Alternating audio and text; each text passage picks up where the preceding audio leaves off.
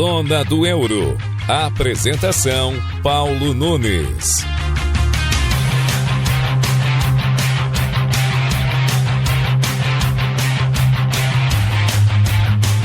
Olá, guaibeiros! Saudação especial a todos e a todas que estão nos acompanhando. Está começando mais um episódio do Zona do Euro aqui na Rádio Guaíba.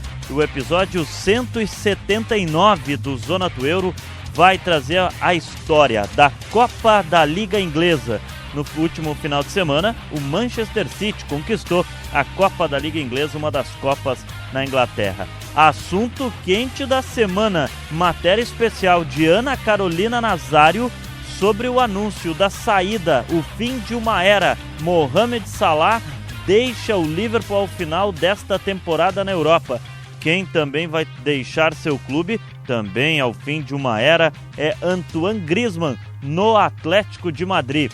No Zona do Euro 179, nós vamos trazer também um panorama das ligas nacionais que estão entrando na sua reta final no velho continente. Quem está perto do título, quem está perto do rebaixamento, a gente vai trazer para você aqui no programa. Além disso, um panorama das eliminatórias europeias e a repescagem, que na próxima semana define 4 vagas do velho continente para a Copa do Mundo. Além, claro, da seleção brasileira.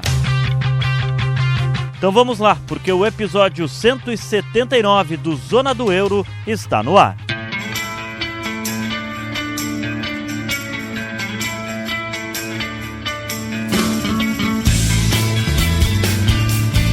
Eu sou o Paulo Nunes, comigo Ana Carolina Nazário, a mesa de áudio é do Davidson Rosa, as edições do Rafael Baldez, a coordenação de esportes do Rafael Pfeiffer, a gerência de jornalismo e esporte de Rafael Sequim e a direção-geral de Claudinei Girotti. Este é o episódio 179 do Zona do Euro, que você acompanha aqui na Rádio Guaíba e também no Spotify. Guaíba Esporte no Spotify para você nos acompanhar por lá. E para começar o Zona do Euro, a Copa da Liga Inglesa será o assunto.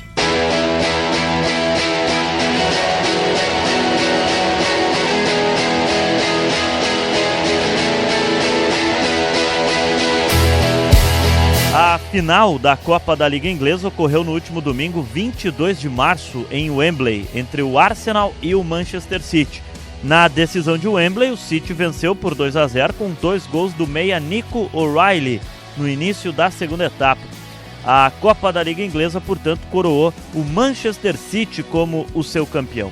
Mas preparamos um material especial sobre a história e o surgimento da Copa da Liga Inglesa, pois esta é a segunda Copa na Inglaterra. A Inglaterra tem 2 Copas na sua temporada anual. A primeira é o torneio de futebol mais antigo do planeta, a FA Cup, ou a Copa da Inglaterra, onde reúne mais de 700 clubes na disputa do torneio. Esta está nas quartas de final.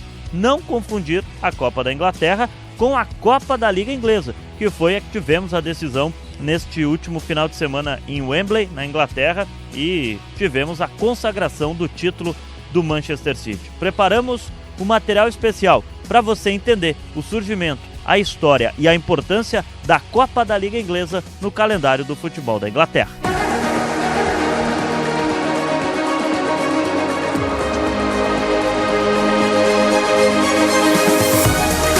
A Copa da Liga Inglesa foi criada oficialmente na temporada 1960-61 pela Associação das Ligas Inglesas. Alan Hadaker, que era secretário da Football League, inicialmente propôs a competição como uma maneira de os clubes não sofrerem com receitas perdidas, já que na época estava acontecendo uma redução do número de partidas jogadas e o campeonato nacional estava sendo reformulado. A Inglaterra já vivia a emoção da disputa de uma Copa, a Copa da Inglaterra, competição de futebol mais antiga da história. Mas mesmo assim, a ideia era uma nova competição para se tornar outra fonte de renda aos clubes ingleses. Então, o troféu da Copa da Liga foi pago pelo presidente da Liga Inglesa, Joe Richards, que estava tão orgulhoso desta nova competição, resolveu gravar seu nome no troféu. Ele via a competição como uma etapa provisória para a reorganização da Liga. Sua prioridade era a reorganização total das divisões, considerando a diminuição de clubes em cada divisão e a implantação do sistema onde 4 clubes eram promovidos e 4 clubes seriam rebaixados. A competição se estabeleceu em uma época em que a média de público nos dias de partida estava diminuindo consideravelmente. A Liga tinha perdido por volta de 1 milhão de espectadores, e se comparado com o ano anterior. Em um dos maiores desacordos encontrados pela implementação dessa competição foi sobre a divisão das receitas entre os clubes. Durante a década de 50, a maioria dos clubes estavam equipando seus estádios com refletores. Esta mudança abriu a oportunidade de explorar os jogos na parte da noite durante o inverno. A temporada 60-61 consolidou a competição como sendo especificamente para os dias de semana. O Aston Villa foi o primeiro campeão ao derrotar o Rotherham United pelo placar de 3-2 em uma final disputada em 2 jogos. A primeira partida foi vencida pelo Rotherham em casa por 2-0, mas no jogo da volta, no Villa Park, o Aston Villa venceu por 3-0 e ficou com o título pela soma dos placares agregados. Nesta época, o futebol na Inglaterra estava sendo considerado de baixa qualidade em comparação com o que era jogado no continente. E o fato de times como Burnley e Wolverhampton sendo os representantes ingleses nas competições europeias só corroborava com o fato para muitos. A criação da Copa da Liga deu um maior poder de negociação com a UEFA. E com esse poder, Hardaker ameaçou a entidade máxima do futebol europeu com um boicote à taça da UEFA, caso o vencedor da nova liga não se classificasse para a competição continental. A tática deu certo, mas a UEFA pediu para que esse vencedor estivesse disputando a primeira divisão nacional. O Tottenham Hotspur foi o primeiro time a se classificar para a competição europeia. Os vencedores das edições 67 e 69, Queen's Park Rangers e Swindon Town, respectivamente, não participaram da taça da UEFA, pois não estavam na divisão de elite do futebol inglês na época. Antes do acordo com a UEFA, a competição não atraía a atenção dos clubes maiores. O Manchester United, por exemplo, recusou-se a jogar na temporada 68. O Everton escolheu não competir em 70, para que pudesse dar mais atenção à Liga dos Campeões. A participação dos clubes foi declarada obrigatória pela Liga. Por conta da tragédia de Heysel, onde 39 pessoas morreram, os clubes ingleses foram proibidos de disputar competições europeias por tempo indeterminado a partir de 1985, prejudicando diretamente o Norwich City, Arsenal, Oxford United, Luton Town e Nottingham Forest, que iriam disputar as competições na temporada 85-86. Mesmo quando a punição foi extinta em 1990, ainda levou mais 2 anos para que a Inglaterra tivesse representantes, pois este processo foi feito de forma gradual. Atualmente, a Copa da Liga Inglesa, competição eliminatória organizada pela English Football League entre os clubes que estão nas 4 principais divisões do país. Ao contrário da Copa da Inglaterra, onde todos os clubes profissionais do país disputam, a Copa da Liga conta com 92 participantes por edição. O torneio é disputado em 7 rodadas, sempre sendo em partidas únicas, exceto nas semifinais, que são ida e volta. A grande final é sempre disputada no tradicional e histórico estádio de Wembley, que é o único jogo da competição disputado em campo neutro. As 2 primeiras rodadas são divididas em seções norte e sul, em um sistema de byes, baseado no nível da liga, que garante a entrada de equipes com classificação mais alta nas rodadas posteriores e adia a entrada de equipes ainda envolvidas em competições europeias. O vencedor se classifica para a fase de play-off da UEFA Conference League, caso não tenha se classificado para a Liga dos Campeões da Europa ou Liga Europa, levando em conta a sua posição na tabela da Premier League, a primeira divisão do campeonato inglês. Em caso do time campeão já estar classificado para a Champions League ou Europa League da temporada seguinte, devido à sua posição na Premier League, a vaga é repassada ao melhor time não classificado a nenhuma competição europeia, geralmente sendo dada ao 7º colocado na tabela da Premier League, como deve ocorrer nesta temporada, pois o Manchester City, campeão desta edição, é o vice-líder do campeonato inglês e deve confirmar a sua vaga para a Liga dos Campeões da Europa. E o vice-campeão da Copa da Liga Inglesa desta temporada é o Arsenal, que deve confirmar o título do campeonato inglês. Atualmente, para os times ingleses, a Copa da Liga não tem o mesmo, entre aspas, peso que a Copa da Inglaterra, mas segue sendo um torneio tradicional por lá. Se fôssemos comparar com o Brasil, a Copa da Liga teria o peso de um campeonato estadual. Há pouco, falamos que o Aston Villa foi o primeiro campeão da competição em 1961, ao derrotar o Rotherham United em uma final de 2 jogos. Nas 6 primeiras edições da competição, a final foi disputada em 2 jogos. A partir de 67, as finais passaram a ser decididas em jogo único no estádio de Wembley. O Queen's Park Rangers foi o primeiro campeão no tradicional estádio ao derrotar o West Bromwich por 3-2. Nesta edição, o Manchester City conquistou o seu 9º troféu da Copa da Liga Inglesa. Os Citizens foram campeões em 1970, 76, 2014, 16, 18, 19, 20, 21 e agora em 2026. O maior campeão do torneio é o Liverpool, com 10 conquistas.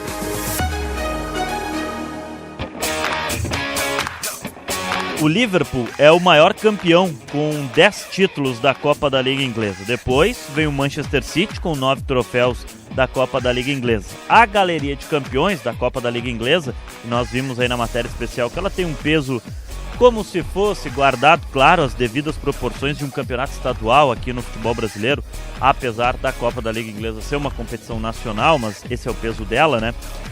Ainda tem, né, como campeões, além do Liverpool com 10 títulos e o City, que chegou a 9 títulos, Manchester United com 6 conquistas, Chelsea e Aston Villa tem 5 títulos cada, tetracampeões o Tottenham e o Nottingham Forest, o Leicester tem 3 títulos da Copa da Liga Inglesa. Na galeria dos bicampeões tem Arsenal, Norwich, Birmingham e Wolverhampton.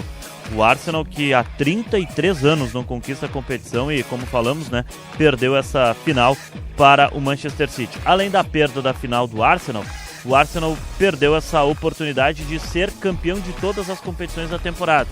Ele ainda está na disputa da Liga dos Campeões da Europa, ele está na disputa da Copa da Inglaterra e é o líder do campeonato inglês, mas perdeu a final da Copa da Liga Inglesa. 1993 foi a última conquista dos Gunners.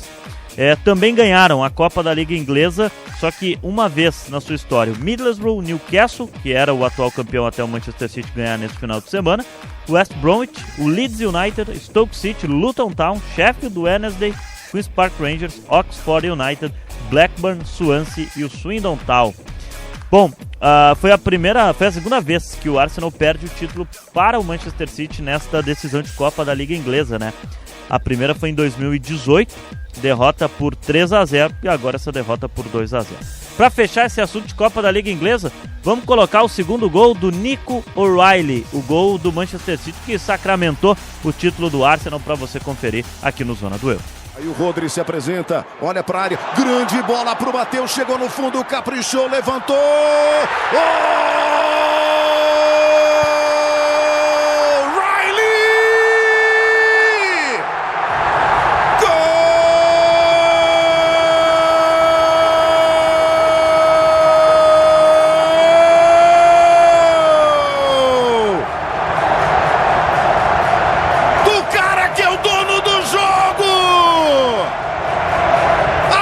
Sorri para ele no segundo tempo. 2 gols numa final. 2 gols dentro do Wembley. 2 gols de cabeça. Em cima de um grande rival. Em cima do líder da Premier League.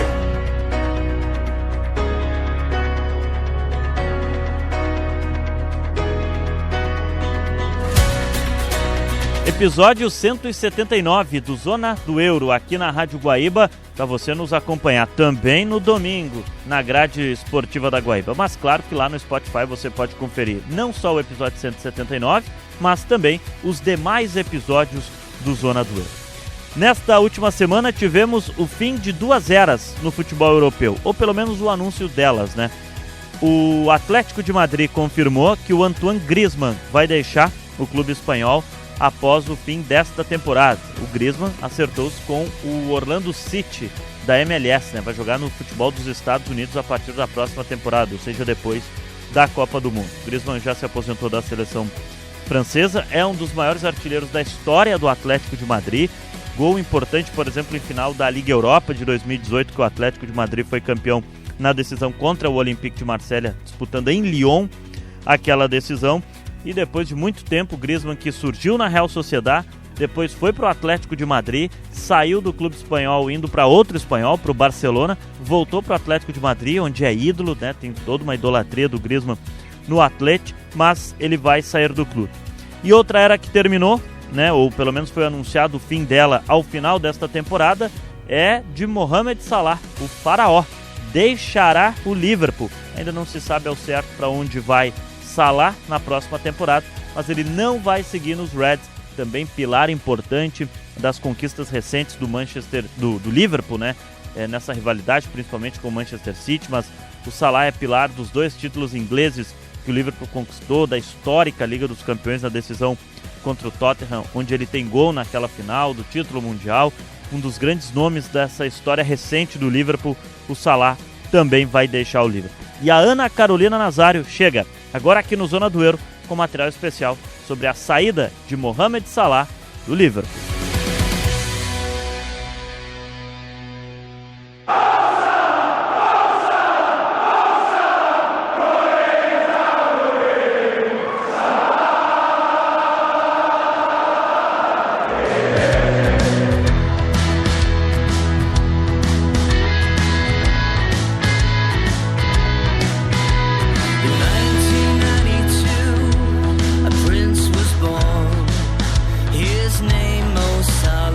Vamos falar agora de uma saída que não movimentou somente a Inglaterra, e sim o mundo, que foi o anúncio de que Mohamed Salah está deixando o Liverpool depois de 9 anos defendendo os Reds.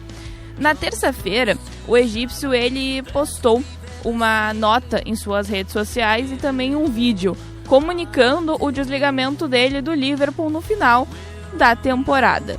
Ele que, depois de uma passagem apagada do Chelsea, se tornou uma das maiores revelações da Premier League, da Europa e do mundo também. Aos 24 anos, dentro de um projeto do Jürgen Klopp, o Salah compôs um dos maiores trios da história do Liverpool e também da era moderna do futebol, que, quem se lembra bem, era composta por ele, Mané e Firmino. E a saída dele talvez até não fosse uma grande surpresa para a mídia ou para os torcedores, já que o jogador não escondeu os atritos que teve com Arne Slot durante essa temporada, justificando a escolha do treinador de tê-lo colocado no banco e nem sequer ter conversado com ele durante esse período. Até aqui no Zona do Euro a gente falou bastante sobre essas polêmicas, porque obviamente elas interferiram no ambiente interno e no desempenho externo do Liverpool, que não começou bem essa temporada. E realmente, que o atacante não estava jogando o mesmo da temporada passada é fato. Mas também é praticamente impossível um atleta se manter em alto nível em quase 10 anos jogando na elite do futebol mundial, no campeonato mais competitivo do futebol mundial, mais físico também. Porém, o Salah chegou bem perto disso. Porque os números dele no Liverpool, vou fazer agora uma limpa, vamos dizer, dos muitos recordes que ele quebrou. Não vou citar todos eles, porque realmente foram muitos, mas em 435 partidas pelo Liverpool, o Salah marcou 255 gols e deu 119 assistências, ocupando a terceira posição na lista de artilheiro dos Reds, atrás apenas de Ian Rush e Roger Hunt. Ou seja, ele se tornou o terceiro maior artilheiro da história do clube de Liverpool. Ele possui 8 títulos com o time inglês, 2 Premier Leagues, em 2019, 2020 e na temporada de 2024 e 2025, a temporada passada, uma Champions League, naquela temporada de 2018 para 2019, uma Copa da Inglaterra, 2 Copas da Liga Inglesa, uma Supercopa da UEFA e um Mundial de Clubes. Além dele ter vencido 4 vezes a chuteira de ouro da Premier League. E aí, se a gente vai considerar só o campeonato inglês, são 189 gols e 92 assistências pelos Reds. O recorde de participações diretas em gols por um único clube na história da competição. E no currículo ele ainda carrega 3 prêmios de melhor jogador do ano da Inglaterra. Bom, o Salah ele acabou se tornando um símbolo muito maior do que a gente um dia pôde imaginar. Ele compôs uma equipe que reviveu o espírito do time da cidade de Liverpool. Ele comprou o projeto do clube e escreveu o seu nome nos muros de Anfield. Ele é um dos últimos remanescentes dessa era, que ergueu uma taça da Premier League, só para vocês terem noção, 30 anos depois da última conquista. Isso foi muita coisa. Além de uma Champions League 15 anos depois. Agora, além dele, sobra Van Dijk, Robertson e Alisson. O resto já se foi. Alguns se aposentaram e outros ainda estão atuando espalhados aí pela Europa. Eles colocaram o time de origens operárias no topo mais alto do mundo, e o egípcio destacou em sua nota que só quem vive a atmosfera de Anfield entende o que é ser desse time. Bom, falando de futuro, o destino do jogador ainda é incerto. O agente dele revelou na última semana que ainda não existe uma nova equipe para o Salah, principalmente em respeito ao Liverpool. O anúncio será feito ou confirmado após o término da temporada. Mas o atacante é o sonho antigo da Liga Saudita. Até em 2023, o Al Ittihad realizou uma proposta de 150 milhões de libras que acabou sendo recusada pelo jogador. O Al Hilal, o Al Ahly e o Al Nassr também apareceram como fortes candidatos, e os rumores se intensificaram por conta das possíveis saídas de Sadio Mané do Al Nassr e Fabinho, Kanté e Benzema do Al Ittihad, o que abriria um espaço para ele investir em outros craques mundiais, e o egípcio está no topo da lista. No vídeo publicado por Salah, ele fez questão, em sua despedida final, de citar o lema do clube, que, como alguns já conhecem, é que você nunca andará sozinho.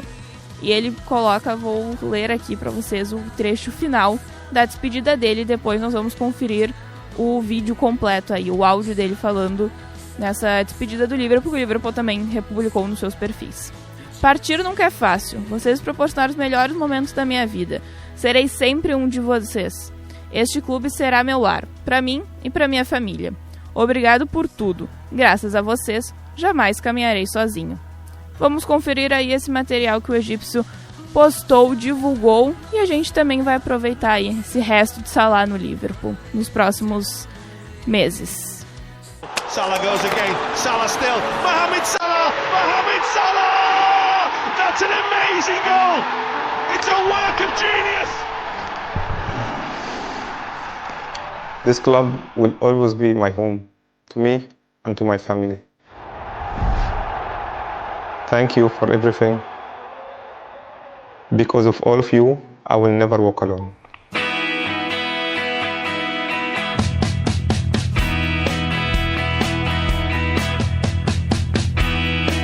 Muito bacana mesmo aí o material especial produzido pela Ana Carolina Nazário. Vamos acompanhar para onde vai Mohamed Salah a partir de agora. Zona do Euro, episódio 179, aqui na Rádio Guaíba, para você que nos acompanha. Também no Spotify, Guaíba Esporte, futebol europeu passado a limpo. Aliás, por falar em passar limpo o futebol europeu, agora aqui no Zona do Euro nós vamos falar das ligas nacionais, que estão em pausa nesta data FIFA, mas estão chegando na sua reta final. Separamos as principais ligas pelo velho continente e por onde elas estão nesse momento da temporada, e a gente vai conferir agora.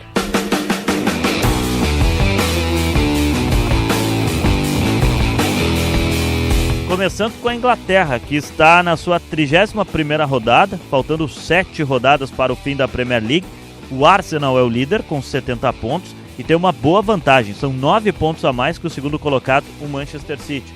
O Arsenal do Arteta podendo finalmente chegar a um título inglês, bateu na trave nos últimos anos, não ganha o campeonato inglês desde 2004, quando ganhou de uma maneira magnífica, né? Aquele time dos invictos. O Arsenal tem 70 pontos, o Manchester City é o segundo com 61. Ainda o United tem 55, o Aston Villa 54 e o Liverpool 49. São os times que ocupam os postos de competições europeias na próxima temporada neste momento. Na luta contra o rebaixamento, o Nottingham Forest é o 16º com 32 pontos. Na última rodada ganhou um jogo importantíssimo fora de casa contra o Tottenham pelo placar de 3-0. Deixou o Tottenham na 17ª posição, a última antes do rebaixamento, com 30 pontos. E aí dentro do rebaixamento, a Inglaterra cai em 3 clubes, né? Então o chamado G3, tem o West Ham com 29 pontos, o Burnley com 20 e o Wolverhampton com 17, esses dois já com a situação mais encaminhada para o rebaixamento, mas a luta de 3 clubes tradicionais da Inglaterra pela permanência na elite, o West Ham, Tottenham e o Nottingham Forest. Falamos no último Zona do Euro, se confirmar o rebaixamento do Tottenham, será a queda do 9º maior investimento do futebol europeu no ano e podendo ser rebaixado. O Manchester City, que briga pelo título com o Arsenal, embora tenha 9 pontos a menos, o Manchester City tem um jogo a menos, que é contra o Crystal Palace. E na retomada da rodada, o Arsenal vai enfrentar o Bournemouth e o Manchester City vai visitar o Chelsea. Já na Espanha, a La Liga parou na 29ª rodada, faltando 9 jogos para o fim do Campeonato Espanhol. O líder é o Barcelona, com 73 pontos, tem uma vantagem de 4 pontos sobre o Real Madrid. Em terceiro está o Villarreal, com 58 pontos, quarto o Atlético de Madrid, com 57. Quinto, o Betis, com 44, e o sexto é o Celta de Vigo, com 41 pontos. Essa colocação de competições europeias nesse momento na La Liga. Destacar o Real Madrid, que ganhou o clássico na última rodada do Atlético de Madrid no Santiago Bernabéu por 3-2, ainda sonha nessa disputa do título. Faltam 9 rodadas e tem que tirar 4 pontos, que é a vantagem que tem o Barcelona. A zona do rebaixamento na Espanha tem o Mallorca, 18º com 28 pontos, o Levante, 19º com 26 e o Real Oviedo, lanterna, com 21 pontos. O Oviedo subiu na temporada passada, mas ao que tudo indica vai retornar à segunda divisão do Campeonato Espanhol. Já na Itália, a Série A italiana parou na 30ª rodada, faltando 8 jogos para o fim do campeonato italiano. A Inter lidera com 69 pontos e 6 pontos de vantagem em relação ao Milan, que é quem disputa o título com a Inter nesse momento. O Napoli tem 62 pontos, está a 7 pontos atrás da líder Inter. O Como faz uma grande temporada, é o 4º colocado, comandado pelo ex-jogador espanhol Cesc Fábregas. O Como é o 4º colocado com 57 pontos. Ainda em competições europeias na Itália, estão a Juventus em 5º com 54 e a Roma em 6º também com 54 pontos. A Inter perdeu recentemente o clássico para o Milan e encurtou essa distância, para 6 pontos, que poderia ser uma distância hoje de até 9 pontos, mas a Inter ainda assim liderando com certa tranquilidade nessa reta final do campeonato italiano. A zona de rebaixamento tem o Lecce com 27 pontos, o Hellas Verona e o Pisa, ambos com 18 pontos. Tradicional clube italiano, o Hellas Verona, ao que tudo indica, vai ser rebaixado nesta temporada. O Pisa, que subiu na última temporada, está retornando à Série B italiana. Você está acompanhando o episódio 179 do Zona do Euro aqui na Rádio Guaíba. Estamos passando a limpo o panorama, como estão as ligas europeias nesta pausa de data FIFA. Falamos da Inglaterra, da Espanha e da Itália. Agora a gente vai para a Alemanha, porque a Bundesliga parou na sua 27ª rodada, faltando 7 jogos para o fim do campeonato, e o Bayern de Munique lidera com tranquilidade, 70 pontos para o líder Bayern de Munique, contra 61 do vice-líder, que é o Borussia Dortmund. São 9 pontos a diferença, 9 pontos de vantagem, faltando 7 jogos para terminar o campeonato. E recentemente, no mês de março, no final de fevereiro, na verdade, foi nos últimos dias de fevereiro, o clássico Dortmund e Munique, jogaram na casa do Dortmund e o Bayern de Munique venceu de virada, o que manteve essa ponta tranquila para o Bayern de Munique. Portanto, o Bayern lidera, o Dortmund é o segundo, o Stuttgart é o terceiro com 53 pontos, fazendo uma grande temporada. O Stuttgart tentando voltar à Liga dos Campeões, em que esteve na última temporada e nessa atual temporada não participou. Na 4ª colocação está o RB Leipzig com 50 pontos. O quinto é o Hoffenheim com 50 e o sexto o Bayer Leverkusen com 46 pontos. Atenção para a briga de zona de rebaixamento na Alemanha. São Pauli, 16º com 24 pontos. E aí vale destacar que essa colocação na Bundesliga dá ao São Pauli o direito de jogar uma repescagem contra o terceiro colocado da segunda divisão alemã, mas estariam sendo rebaixados nesse momento. Tradicionalíssimo, recentemente campeão alemão, Wolfsburg com 21 pontos é o 17º e o lanterna é o Heidenheim, 18º colocado com 15 pontos. Situação dramática vive o Wolfsburg na Alemanha. O Wolfsburg pode ser rebaixado diretamente. Foi campeão em 2009, o Wolfsburg, que tinha aquele ataque do grafite com o Dzeko, e foi campeão alemão, surpreendeu a Alemanha com aquele título. Recentemente ganhou a Copa da Alemanha, um time que tinha o De Bruyne na equipe, chegou a ter o atacante que hoje está no Flamengo, Bruno Henrique, e está lutando contra o rebaixamento nesta temporada. Na França, a 27ª rodada foi a de pausa do campeonato francês. O Paris Saint-Germain, que é o líder, tem um jogo a menos em relação ao vice-líder, que é o Lens. E está tendo uma polêmica muito grande, pelo menos nesta última semana nas redes sociais, porque no dia 11 de abril está marcado pela Federação Francesa o jogo entre Lens e Paris Saint-Germain, líder e vice-líder. E a situação de tabela é o seguinte: o Lens tem 1 ponto a menos que o Paris Saint-Germain, ou seja, a disputa está aberta no campeonato francês. Só que a Federação Francesa aceitou transferir o jogo. A data vai ser remarcada e isso causou uma polêmica muito grande na França. O Paris Saint-Germain tem 60 pontos, é o líder, o Lens 59 é o segundo, o Olympique de Marseille é o terceiro com 49, o Lyon é o quarto com 47. Quinto, Lille com 47, sexto, Mônaco com 46. Esse é o panorama da parte europeia do campeonato francês. A zona do rebaixamento tem Auxerre com 22 pontos, o Nantes com 17 e o Metz com 14.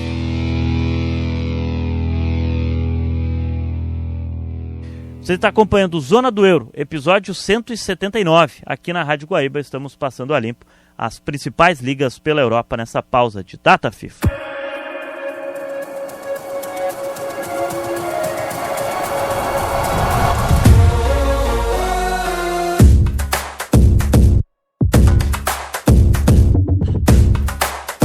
Bom, vamos falar de Copa do Mundo então. Eliminatórias europeias, faltam 4 vagas a serem preenchidas na repescagem, Ana. Isso mesmo, Paulo. Uma boa tarde para ti. A todos estamos acompanhando no Zona do Euro nesse episódio 179, porque enfim está acontecendo as repescagens, né? Tanto a europeia como a intercontinental. E na europeia, 4 vagas elas serão preenchidas. Ainda tem 8 seleções restantes que estão sonhando com a Copa do Mundo, inclusive a Itália. Tetracampeã mundial, terceira seleção com mais participações na história das Copas e que não foi, né, nas últimas 2 Copas. Pra gente passar os resultados e aí a gente comenta rapidinho sobre essa situação, né? A Itália ganhou da Irlanda do Norte por 2-0 em Bérgamo e aí vai adiante. Vai enfrentar a Bósnia, que passou nos pênaltis, né, por País de Gales, empatou no tempo normal em 2-2 e nos pênaltis a Bósnia se classificou. Quero dizer que eu assisti todos esses jogos, tá? Depois que sério? Eu assisti todos. Eu fui pra Meu casa Deus. e assisti o VT de todos esses jogos. A Suécia derrotou a Ucrânia por 3-1. O jogo foi em Valência, né, na Espanha. A Ucrânia não tá podendo jogar em casa. O Gyökeres fez 3 gols nesse jogo. A Polônia bateu a Albânia de virada por 2-1. Kosovo, que é a grande história também dessa Copa, né, tentando chegar a uma primeira Copa na sua história, um país que teve a independência em 2008, ganhou da Eslováquia por 4-3. A Turquia fez 1-0 diante em casa, né, da Romênia, também foi adiante. A República Tcheca ganhou da Irlanda nos pênaltis depois de um 2-2 que estava perdendo por 2-0, se classificou nos pênaltis, e a Dinamarca goleou a Macedônia do Norte por 4-0. Isso aí, Paulo. E a gente teve também a repescagem intercontinental, que vai ter todas as suas partidas disputadas no México. O primeiro confronto foi a Bolívia, que ela superou o Suriname de virada por 2-1. E daí agora vai pro confronto decisivo contra o Iraque. Iraque ou Bolívia para garantir uma vaga na Copa. Isso. E a República Democrática do Congo, que vai enfrentar a Jamaica, que venceram a Nova Caledônia por 1-0. Jamaica ou República Democrática do Congo também para garantir uma vaga na Copa. O Congo tenta sua segunda Copa. Ele disputou a primeira sobre o nome de Zaire. E aí tem essa oportunidade agora. Jogou em 74, jogou contra o Brasil, inclusive. E agora tenta voltar à Copa, só que com o nome de República Democrática do Congo. A Bolívia foi a Copa de 98, a sua última, tenta voltar também. Já para o Iraque também já foi a Copa, tenta a sua segunda Copa, se não me engano. E a Jamaica, que foi em 98 também, tenta voltar à Copa do Mundo. E a gente já tem os jogos definidos, também a data da repescagem europeia. Isso é interessante. Vão acontecer os jogos simultâneos, né? E mais fácil para acompanhar, serão só 4 dessa vez? Exatamente, que é a Bósnia e a Itália, que se enfrentam em Zenica. Na Bósnia, Suécia e Polônia duelam em Solna, na Suécia. Kosovo contra a Turquia, que se enfrenta em Pristina, em Kosovo. E a República Tcheca, que enfrenta a Dinamarca, na República Tcheca, em Praga. Pois é, a República Tcheca e Dinamarca, eu vejo um favoritismo da seleção dinamarquesa para garantir essa vaga mesmo fora de casa. Mas a República Tcheca tá perdendo de 2-0 e conseguir buscar o empate contra a Irlanda, né, como eles fizeram na rodada passada. Mas acho que o jogo mais disputado vai ser Suécia e Polônia. O jogo é na casa da Suécia, né? A Polônia venceu de virada e o jogo contra a Albânia, e eu assisti o jogo, a Albânia perdeu um caminhão de gols, poderia ter matado o jogo contra a Polônia. Depois a Polônia conseguiu melhorar no jogo. E a Suécia do Gyökeres, né, que é o grande nome no futebol europeu, em termos de centroavantes nesse momento. A lei do futebol é clara, né? Quem não faz, toma. Bem isso. 2 centroavantes, né? Lewandowski contra Sim. Gyökeres, né? Nesse confronto. E a gente também já tem os horários dos confrontos da repescagem intercontinental, que acontecem também na terça-feira, né? A República do Congo enfrenta a Jamaica em Guadalajara às 6 horas da tarde e o jogo entre Iraque e Bolívia vai acontecer aqui, para nós brasileiros, à meia-noite de quarta-feira em Monte Rei. Iraque contra Bolívia, República do Congo e Jamaica. Bom, também tivemos o amistoso da seleção brasileira, né? O Brasil, no seu primeiro teste na data FIFA, acabou perdendo, né? 2-1 para a França, um amistoso que foi na região de Boston, né? Foi em Foxborough, Ana Carolina Nazário. Isso mesmo, foi no Gillette Stadium, né? Um estádio de futebol americano, se eu não me engano, né, Paulo? New England Patriots, eu aprendi isso com Isso Bruno mesmo. Oliveira. É do marido da Gisele Bündchen, não é? Agora era... Ex-marido, né? Ele é ex do estádio e ex da Gisele, né? Eles já não estão mais juntos e ele já não é mais do New England Patriots. Mas Então a minha referência não mas deu ela certo. tá valendo nesse estádio que Tom Brady se consagrou. Acho que foram 6 títulos de NFL. Ah, bom. Aí eu não sei Confesso que a exatamente, NFL não acompanha, então... Não é o meu forte. Os gols da França que foram dos 2 centroavantes, né? Mbappé e Kitike, apesar da Kitike estar jogando mais de meio atacante, não de 9 que ele está atuando atualmente no Liverpool, né? Sabe que na jornada esportiva da Rádio Guaíba nós elegemos o Olise, como seria a pronúncia, né? O melhor jogador em campo. Joga no sem Bayern de dúvida. Munique. Ele é um dos melhores jogadores do mundo hoje, não só. Ele jogou quase como praticamente um meia, embora ele seja atacante também na sua... Sim, ele tava jogando na direita, né? Mas aí, se encaixa pelo meio. Ele conseguiu ser o cara para armar esse ataque da França, que tinha o Ekitike, o Mbappé e o Dembélé. O Dembélé foi o mais apagado dos 3 aí desse time da França. E o Olise foi o melhor em campo, eleito por nós pelo que fez o jogo andar. E no lado brasileiro, decepções, né, com o Vinícius Júnior, o Rafinha, que tem uma lesão muscular, né, durante o jogo acabou tendo que sair, mas não fez uma grande atuação, pelo menos na minha opinião. O Vinícius Júnior individualista em demasia na seleção brasileira, não consegue repetir o que ele faz no Real Madrid. Mas de boa notícia eu gostei do Bremer, o zagueiro brasileiro que joga na Juventus da Itália. Gostei também. Gostei da atuação dele. Acho que ele é um nome que não conseguiu ter espaço nessas últimas convocações do Ancelotti ou até nesse ciclo mesmo de Copa do Mundo. Ele vem jogando bem já há um tempo, né? E o Bremer, ele é aquele estereótipo de zagueiro, ele marca bem, ele é forte, ele é um cara realmente para jogar no sistema de defesa. Então eu acho que é um nome que agregaria bastante na seleção brasileira. O problema é que tu tem lateral indo de zagueiro na seleção, né? Isso é algo que... Isso é um dos problemas quando a gente vai pensar daí na vaga, numa possível vaga que ele teria. E acho que tem mais uma situação importante de colocar, que é o fato do Carlo Ancelotti estar fazendo nesse momento tentando fazer um time dentro de uma geração em que tem talentos individuais e reconhecidos pelos seus clubes na Europa, mas o trabalho do Ancelotti é muito curto na seleção. Me parece que o Ancelotti está tendo um trabalho visando a próxima Copa do Mundo, não essa.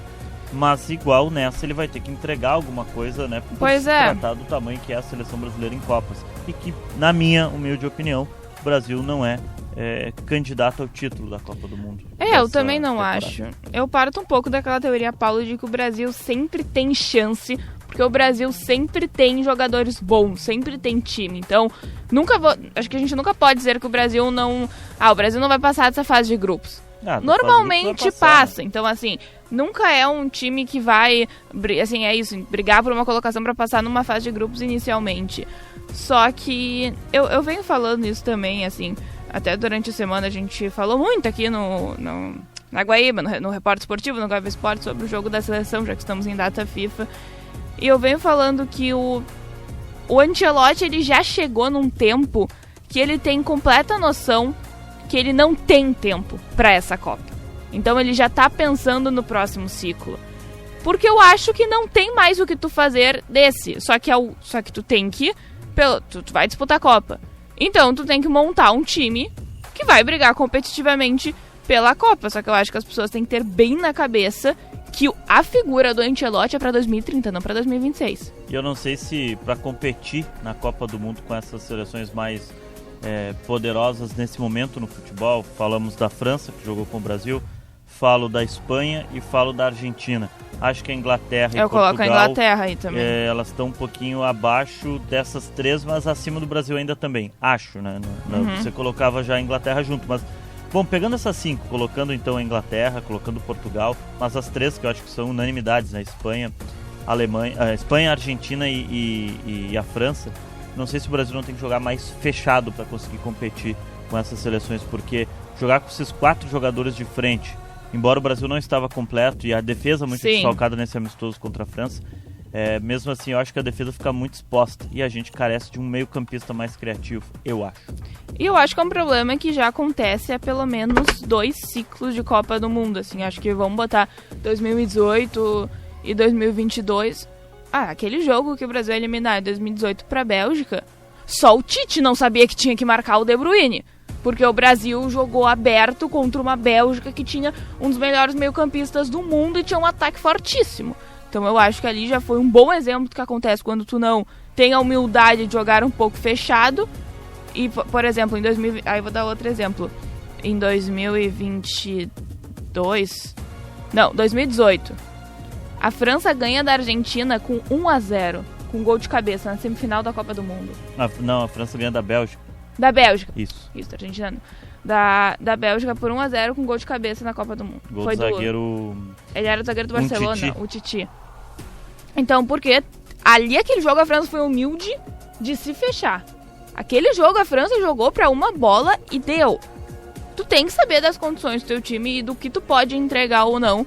Ainda mais numa Copa do Mundo que são 3 jogos de fase de grupo e depois é mata-mata. Tu não tem uma segunda chance. E eu concordo contigo Bom, é que é muito visível que o Brasil não tem um criador, né? Eles estão colocando o Bruno Guimarães como o cara que vai ser isso, sendo que o Bruno Guimarães é um cara bom, ele é um meio-campista bom, joga num time do alto nível do futebol hoje, mas ele não é um craque, ele não é um 10. E ele não é tão armador quanto estão colocando que ele vai ser. Ele é o famoso camisa 8, né? Se a gente colocar nos números antigos da posição, porque a gente tem o Casemiro como primeiro volante, o Bruno Guimarães como segundo, mas falta esse cara para conectar caras na frente como o Vinícius Júnior, que tem que parar de ser individualista, como está sendo, ser mais coletivo. O próprio Rafinha ser mais coletivo, porque ele não é assim no Barcelona, ele é coletivo. E aí na frente tu vai ter, acredito que vai ser o João Pedro ainda, o cara da frente, ou o Matheus Cunha. Eu espero ver o João Pedro contra a Croácia. Eu acho que vai ser o João Pedro, mas falta um meia ainda, falta um cara nesse meio campo. E o problema é que vai faltar pra Copa. A gente não tem esse cara, então é tu lidar com usar o que tu tem. E eu acho que também, assim, eu não quero botar a culpa do primeiro gol no Léo Pereira, porque sinceramente... Tu acha que o Léo Pereira tinha perna pra correr atrás do Mbappé? Tinha condição? O Léo Pereira a gente vê que ele não é dessa turma do futebol europeu, né? Pra jogar com claro que não. Tá um nível mais acima. Mas eu não acho que ele fez um jogo ruim. Eu acho que eu acho que ele fez um jogo bom dentro do futebol que ele joga. Eu acho e da qualidade que ele tem. Que é o máximo que ele pode fazer. Exatamente. Mais do que isso ele não consegue. Tanto que o zagueiro titular, em tese, é o Gabriel Magalhães, né? Que estava machucado. E do outro lado, o Marquinhos. E aí tem o Marquinhos, o próprio Bremer pra competir nessa vaga. Tu tem uma zaga que marca o Mbappé e o Haaland. Que é diferente na temporada. Do que... Tu marcar no futebol brasileiro. Caio Jorge da vida, sei lá. Porque o futebol brasileiro tá no nível abaixo do que os caras estão jogando. É uma realidade. Próximo amistoso, então, é a Croácia, né? E aí depois já é convocação pra Copa em maio, porque os amistosos seguintes são pré-Copa com a lista da Copa. Sim, e antes da gente fechar, só queria te perguntar de um nome que eu já tava me esquecendo. Luiz Henrique. Foi bem, entrou bem no jogo, gostei da atuação dele. Jogou melhor que o Rafinha, por exemplo. Mas não é melhor que o Rafinha, mas jogou melhor. É um bom ponto pra gente diferenciar, porque também os caras jogam um jogo bem e acham que é o próximo Neymar que tá vindo que vai ganhar a Copa do Mundo, né? Mas as últimas passagens dele pela seleção foram boas. Foram, Desde que ele foi convocado após o título da Copa Libertadores com o Botafogo, ele e o Igor Jesus, eu me lembro muito bem que teve uma data FIFA. Ali foi 2024, 2025, que os gols foram feitos pelo Igor Jesus e pelo Luiz Henrique. Os únicos gols da seleção brasileira. Ele marcou nos 2 confrontos. Ele é um cara de perna longa e drible curto, né? E ele consegue ganhar em poucos passos. Isso é interessante. Pra seleção brasileira é interessante. E ele tá jogando bem no Zenit, que o pessoal também não acompanha. Até nós mesmos não acompanhamos tanto o campeonato russo. Mas brigando pelo título, né? Mas eu fui atrás, assim, de informações e eu vi lances. Ele realmente tá jogando muito bem essa temporada. É um nome interessante, uma surpresa interessante para a seleção brasileira. Esse saiu em alta aqui do futebol brasileiro. Bom, o Brasil então pega a Croácia na terça-feira, amistoso que vai ser em Orlando. Depois a seleção vai voltar a se reunir já com a convocação dos 26 nomes. Isso mesmo. Quais mudanças tu acha que o Ancelotti vai fazer? Pro time? Eu acho que ele não vai... Não sei se ele vai mexer tanto. Talvez mais na defesa. O Rafinha já a lesão, aí o Luiz Henrique vai começar entre os titulares, imagino. Ele ainda tá nesse meio laboratório para fechar os nomes para a Copa. Acho que agora a grande questão do Ancelotti é fechar os nomes da Copa. Eu achei que com a lesão do Rafinha, talvez ele desse uma oportunidade do Endrick começar de titular, já que o Endrick está jogando de ponta no Lyon. Mas acho que vai ser o Luiz Henrique nessa vaga. Pois é. E talvez ele dê chance pro Ibañez, né? Pois é, também, que entrou como lateral. Talvez gaúcho, no lugar né? do Léo Pereira, que não fez um jogo tão bom. Que é gaúcho o Ibañez, mas é outro que tá jogando num outro futebol, né? Joga na Arábia Saudita e o ritmo é diferente do futebol europeu. Um nome que eu espero que jogue de novo é o do Wesley. Que na Roma é curioso que ele joga de ponta, tá jogando de ala esquerdo, mas é lateral direito. Teve dificuldades quando precisou marcar, mas ele conseguiu no segundo tempo melhorar, né? Tanto que ele cava a expulsão do Pamecano. Ele agrega muito ofensivamente pro Brasil, até fazendo, eu acho, um pouco dessa ligação mais do meio de campo pro ataque, que a gente não tem por conta de não ter esse cara meio campista. E o Wesley vindo com essa velocidade pela lateral, querendo ou não, ele tá criando oportunidades. Eu acho que é um pouco de criação que o Brasil não tem e com ele agrega. E problemas defensivos o Wesley sempre teve, né? Então, também... É aquela coisa, o Arnold também tem problemas defensivos. Pois é.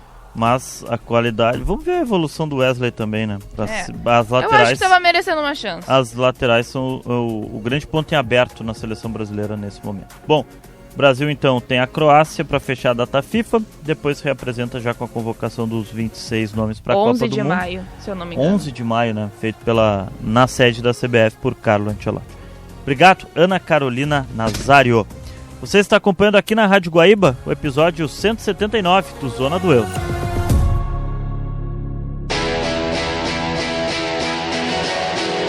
Bom, falamos de seleção brasileira, agora vamos seguir, né? Porque a gente está passando também como estão as ligas europeias. Já falamos da Inglaterra, da Espanha, da Itália, Alemanha e França. Agora a gente vai trazer um resumo das demais ligas europeias que estão nessa pausa de data FIFA. Retomando com Portugal, que também parou na 27ª rodada. Faltam 7 jogos para terminar o campeonato por lá e o Porto lidera com 72 pontos, 7 a mais que o Sporting. É verdade que o vice-líder, o Sporting, tem um jogo a menos, será contra o Tondela em casa. O mesmo Sporting ainda tem o clássico de Lisboa contra a equipe do Benfica, ou seja, o Porto vai fazendo uma grande campanha e caminhando para ficar com o título. Na Holanda, 28ª rodada foi onde parou a chamada Eredivisie, né, o campeonato holandês. Faltam 6 jogos para terminar o campeonato por lá e o PSV é o líder, 68 pontos. 15 pontos de vantagem para o Feyenoord, que é o vice-líder com 53. E o título está bem encaminhado para a equipe do PSV. A surpresa da temporada por lá é o NEC Nijmegen, terceiro colocado com 50 pontos. O Ajax está na 4ª posição com 48 pontos, mas muito atrás do líder e do vice-líder, decepcionante, o time de Amsterdã. PSV e Feyenoord na disputa, mas o PSV com metade da mão na taça para conquistar o título do campeonato holandês. Na Turquia, o campeonato parou na 27ª rodada e o Galatasaray é o líder. 4 pontos a mais que o vice-líder, o Fenerbahçe. O terceiro é o Trabzonspor com 60 pontos, que ainda também sonha com esse título. Só que tem a curiosidade, né? O Galatasaray tem um jogo a menos e pode aumentar sua vantagem na liderança do campeonato. Ou seja, caminhando para um tetracampeonato histórico lá na Turquia, a equipe do Galatasaray. Agora nós vamos destacar a reta final de outras ligas que não estão tão badaladas assim. Também tem ligas que começaram agora, que tem o calendário o ano inteiro, como aqui no futebol brasileiro. Por exemplo, na Europa, as ligas da Noruega, Suécia e outras ligas menores, como Cazaquistão, Irlanda, Malta, Islândia, Finlândia e Armênia, são campeonatos que são disputados no ano inteiro, muito pela questão climática e do inverno rigoroso. E aí o campeonato termina antes desse rigor do inverno. Por exemplo, na Noruega, a sensação é o Bodø Glimt, o atual campeão é o Viking. O campeonato começou agora, está na segunda rodada. Bom, mas nas ligas menos badaladas a gente tem algumas curiosidades, como por exemplo, na Escócia o Hearts é o líder, tem 66 pontos, 3 pontos a mais que o Rangers. O Hearts caminha para um título histórico no país, pois nos últimos 41 anos o campeão sempre foi Celtic ou Rangers. O Hearts, clube da capital Edimburgo, não vence a Liga Nacional desde 1960, ou seja, são 66 anos de jejum que está perto do fim lá na Escócia, uma história bem legal. Bom, na Bélgica, após 30 rodadas, faltam 10 jogos para terminar o campeonato belga e o Union Saint-Gilloise lidera com 66 pontos, seguido pelo Clube Bruges com 63. O campeonato belga está no hexagonal final, que é o hexagonal do título. Na Suíça, a história mais legal e impactante de um título nacional. Na temporada passada, o FC Thun ganhou a segunda divisão do país. Nesta temporada, o Thun lidera a elite do campeonato suíço, 71 pontos. Simplesmente 15 pontos de vantagem para o segundo colocado, que é o St. Gallen. Ou seja, na próxima rodada, quando retomar o campeonato na Suíça, o Thun pode ser campeão após essa data FIFA com simplesmente 5 rodadas de antecedência. Grande história do Thun no futebol na Suíça. Na Dinamarca, faltam 8 rodadas para o fim do campeonato e o líder é o Aarhus, que tem 52 pontos. 5 pontos a mais que o Midtjylland, que é o segundo colocado. O Aarhus caminha para um título inédito no futebol dinamarquês. O destaque negativo vai para o Copenhague, clube mais tradicional do país, que disputa o hexagonal do rebaixamento. Já na República Tcheca, faltam 4 rodadas para o final do campeonato e o Slavia Praga caminha a passos largos para ser campeão. Recentemente ganhou o clássico contra o Sparta Praga, abriu 10 pontos de vantagem na liderança e já pode comemorar o título na retomada da Liga na próxima rodada, de forma antecipada. O Slavia Praga tem 64 pontos, 10 a mais que o Sparta Praga, que tem 54. Na Rússia, faltam 8 rodadas para o fim do campeonato. O Krasnodar tem 49 pontos e lidera 1 ponto a mais que o Zenit, 48. Na sequência vem Lokomotiv com 44 e o Baltika Kaliningrad com 42 pontos. A disputa está mais apertada na Rússia, mas com o Krasnodar na frente.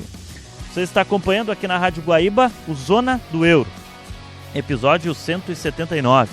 Estamos passando a limpo as ligas na Europa, nesta pausa de data FIFA, como estão os campeonatos pelo velho continente. Todos indo para sua reta final, a reta do título. Falamos das principais ligas e de algumas ligas secundárias na Europa. Agora a gente vai falar sobre a sequência dos campeonatos nacionais. Na Grécia, a disputa acirrada pelo título está entre o AEK Atenas, que é o líder, com 60 pontos, seguidos pelo Olympiacos, que tem 58 pontos, e o PAOK, com 57. Campeonato bem aberto lá na Grécia. Na Sérvia, o Estrela Vermelha tem 69 pontos e é o líder. Ele tem 11 pontos a mais que o Vojvodina, que tem 58 pontos e é o vice-líder. Ou seja, por lá, o Estrela Vermelha está caminhando para conquistar mais um título nacional. Na Áustria, a disputa está emocionante na chamada Bundesliga austríaca. O Sturm Graz tem 38 pontos, é o líder. O Red Bull Salzburg tem 37 pontos, é o vice-líder. E o terceiro colocado é o Áustria Viena, com 36 pontos. Na Polônia, faltam 9 rodadas para o fim e a liga está completamente aberta. O líder é o Lech Poznan, 44 pontos, um dos clubes mais tradicionais do país. Em segundo estão o Zagłębie Lubin e o Jagiellonia, ambos com 41 pontos. Já na Ucrânia, faltam 9 rodadas para o fim e a liga está empatada na disputa da liderança. O Shakhtar Donetsk e o LZ Chezai, ambos têm 47 pontos e o campeonato ainda tem mais 9 jogos para definir o título. Na Hungria, faltam 6 rodadas para o final do campeonato e a disputa está emocionante também. O campeonato vive a expectativa de um campeão inédito, caso o Győri Eto, que lidera o campeonato com 53 pontos, 3 pontos de vantagem para o segundo colocado, o Ferencváros, que é o maior campeão do país, mantenha essa condição. Faltam 6 rodadas para terminar o campeonato na Hungria e também, assim como a gente estava acompanhando, por exemplo, na Suíça tem um campeão inédito, na Dinamarca também, a Hungria pode ter um campeão inédito nesta temporada. Já na Bulgária, o tradicional Levski Sofia é o líder do campeonato com 65 pontos. O segundo colocado é o Ludogorets, que tem 56 pontos. A vantagem do Levski Sofia é de 9 pontos. A Liga Búlgara está perto de ter um campeão nacional diferente depois de 14 anos, pois as últimas 14 edições do campeonato na Bulgária foram vencidos pelo Ludogorets, dono da maior hegemonia vigente no velho continente neste momento. O Ludogorets tem 14 títulos búlgaros e os seus 14 títulos, gente, são esses 14 consecutivos dos últimos anos. O último título da Liga Nacional que foi conquistada pelo Levski Sofia foi lá em 2009, ou seja, pode ser uma escrita sendo quebrada no campeonato da Bulgária. Você está acompanhando aqui na Rádio Guaíba o Zona do Euro, episódio 179 do Zona do Euro. Falamos sobre alguns assuntos importantes do velho continente. Destacamos na nossa abertura um pouco da história da Copa da Liga Inglesa, que teve o título nesta temporada do Manchester City. Falamos sobre a história deste campeonato. Também falamos no material especial da Ana Carolina Nazário sobre a saída de Mohamed Salah ao final da temporada, vai deixar o Liverpool. Também falamos que Antoine Griezmann vai deixar o Atlético de Madrid. Passamos pela data FIFA, onde falamos também sobre as eliminatórias da Copa do Mundo. Faltam 4 vagas na Europa para preencher no Mundial e 2 da repescagem mundial. Falamos também, é claro, da seleção brasileira e das ligas nacionais. Um panorama das ligas nacionais nesta reta final no velho continente. O Zona do Euro, episódio 178, ou melhor, 179, vai indo para sua reta final. Antes do fim do programa, eu só quero destacar que nós tivemos alguns clássicos no último final de semana na Europa, antes da pausa para a data FIFA. Por exemplo, tivemos clássico na Holanda e na Espanha. Falamos ao longo do programa da vitória do Real Madrid sobre o Atlético de Madrid pelo placar de 3-2 no estádio Santiago Bernabéu. O Feyenoord e o Ajax empataram no clássico da Holanda por 1-1 no estádio Kuip em Roterdã. E o Newcastle perdeu para o Sunderland, o Tyne-Wear Derby, né, o nome do clássico lá entre Newcastle e Sunderland. Vitória de virada do Sunderland por 2-1. Dito isto, o Zona do Euro vai ficando por aqui. A gente volta na próxima semana com mais destaques do velho continente. Futebol europeu passado a limpo, de um jeito diferente, aqui na Rádio Guaíba, no Zona do Euro. A qualquer momento estamos lá no Spotify. Tchau! Zona do Euro. Apresentação Paulo Nunes.